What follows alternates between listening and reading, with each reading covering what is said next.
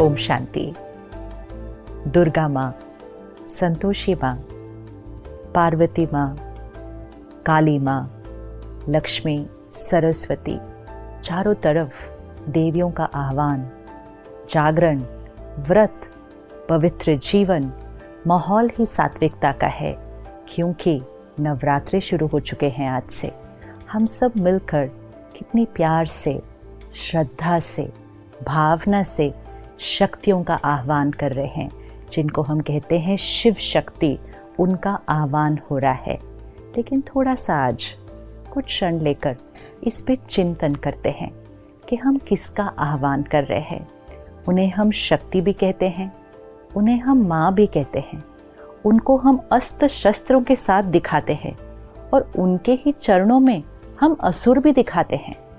ये सब चीज़ हमें कौन से ज्ञान का अर्थ सिखाने की कोशिश कर रही है।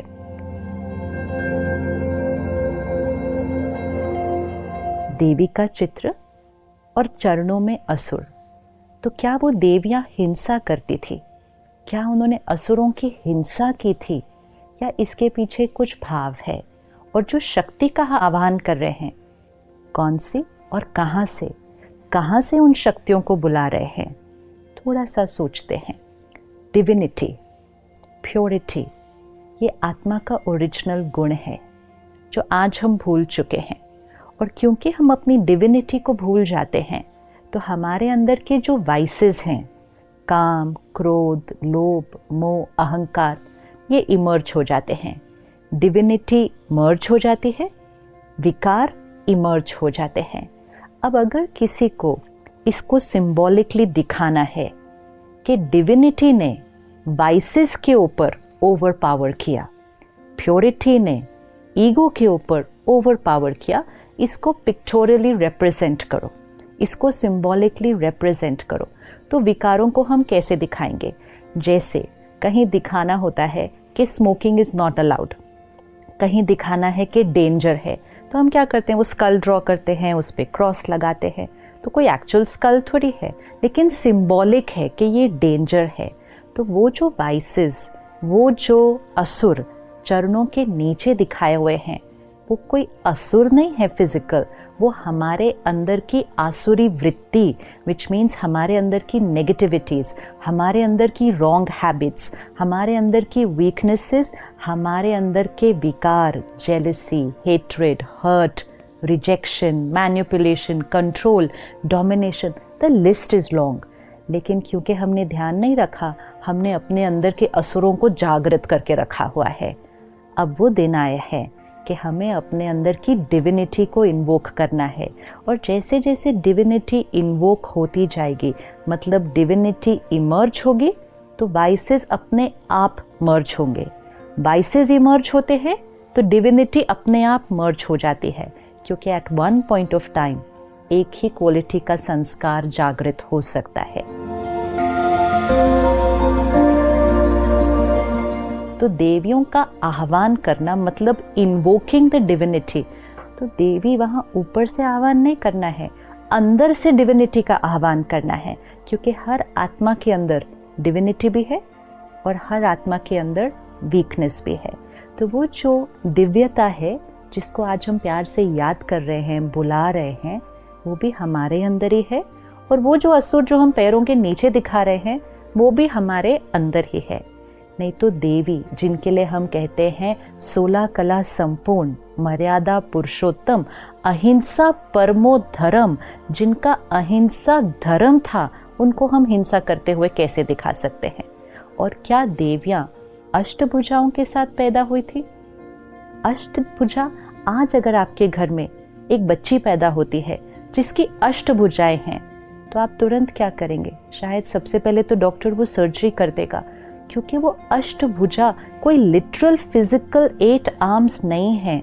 वो आत्मा के अंदर की अष्ट शक्तियाँ, 8 पावर्स ऑफ द सोल, जिससे वो डिविनिटी इमर्ज होती है। क्योंकि भुजा शक्ति का सिंबल है, पावर, यू से इज वेरी पावरफुल। फिजिकल तो हैंड का सिंबल है, और हर भुजा के अंदर एक एक शस्त्र है। शस्त्र नॉलेज का है। तो क्या भावार्थ है? ज्ञान के शस्त्र को लें, आत्मा अपने अंदर की शक्ति को यूज करे, और जब ज्ञान के शस्त्र से आत्मा शक्ति को जीवन में यूज करेगी तो डिविनिटी इमर्ज हो जाएगी, और जब डिविनिटी इमर्ज हो जाएगी विकार मर्ज हो जाएंगे। तो अष्टभुजाधारी अर्थात अष्ट शक्तियों वाली डिवाइन आत्मा, तो आज अपने साथ पुरुषार्थ करते हैं कि मुझ आत्मा की वो जो अष्ट शक्तियां हैं, सहन करने की शक्ति, सामना करने की शक्ति, परखने की शक्ति, निर्णय लेने की शक्ति, सहयोग देने की शक्ति, बहुत सारी शक्तियां हैं। और आज हम बहुत इजीली कह देते हैं मेरे अंदर तो शक्ति ही नहीं है, मेरे से तो सहन ही नहीं होता, मैं नहीं सबके साथ एडजस्ट कर सकती, और एडजस्ट करूँ तो कितना करूँ, मैं ही सबका एडजस्ट करूँ, मैं ही ये हमने कहते कहते क्या कर दिया, अपने अंदर की शक्तियों को कम कर दिया। तो ये 9 दिन शक्तियों का आह्वान करना है। और शक्तियों का आह्वान करने के लिए हम क्या करते हैं? सबसे पहले जागरण करते हैं।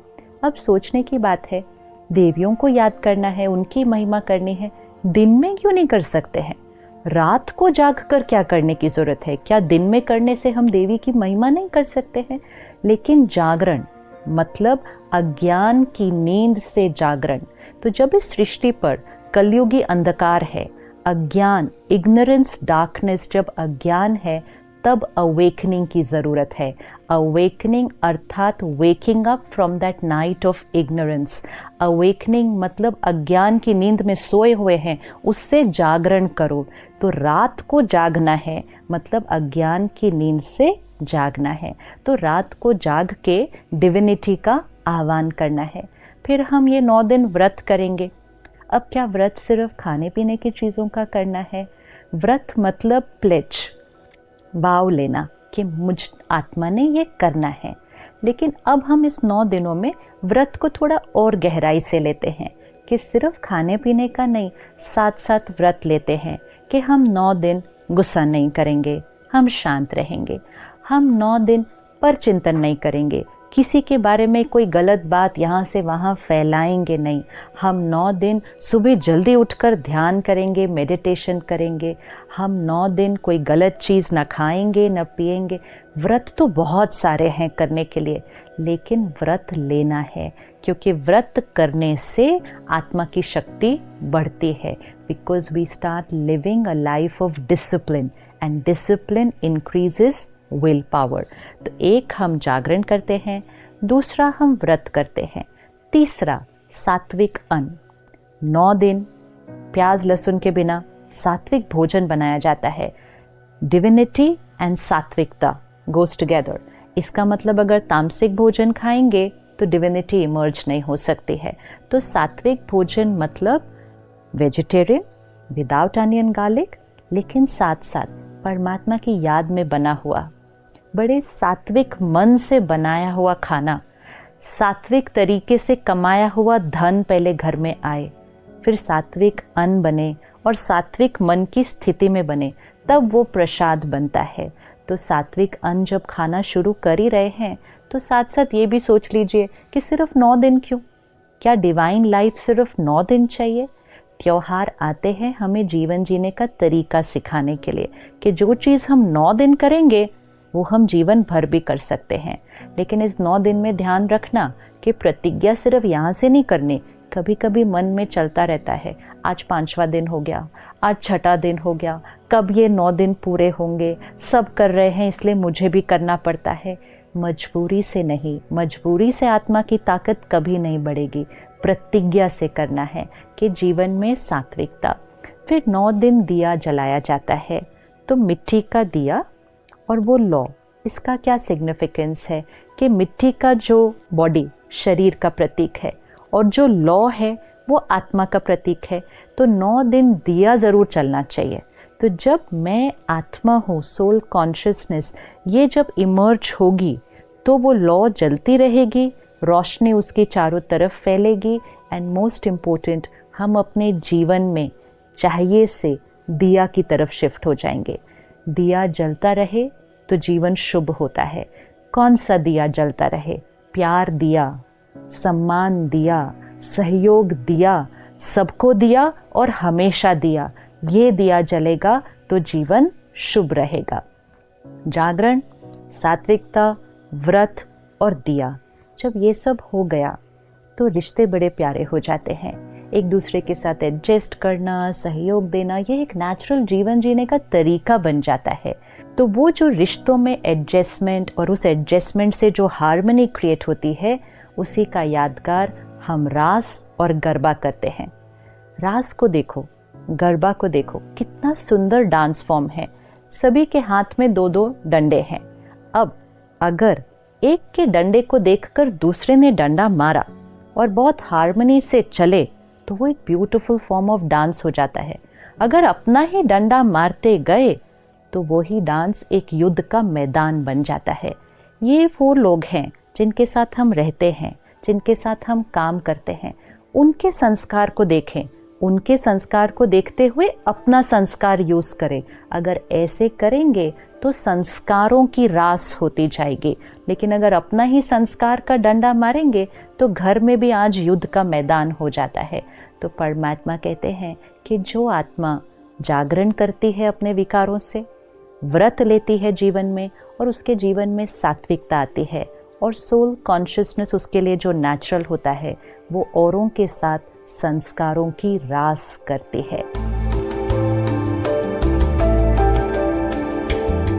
तो अगले 8 दिन हम सब रोज मिलेंगे और सिर्फ देवियों का आह्वान नहीं करेंगे, अपने अंदर की उस दैवी शक्ति का आह्वान करेंगे। हर रोज हम आत्मा की एक एक शक्ति को लेंगे कि उस शक्ति को कैसे मुझे अपनी लाइफ में लाना है, कैसे उसको इमर्ज करना है, कैसे उसको प्रैक्टिकल लाइफ में यूज़ करना है, और साथ साथ वो शक्ति कौन सी देवी का प्रतीक है और वो देवी हमें क्या सिखा रही है। तो अगले 8 दिन हम सब मिलकर सही मायने में नवरात्रि मनाएंगे। ओम शांति।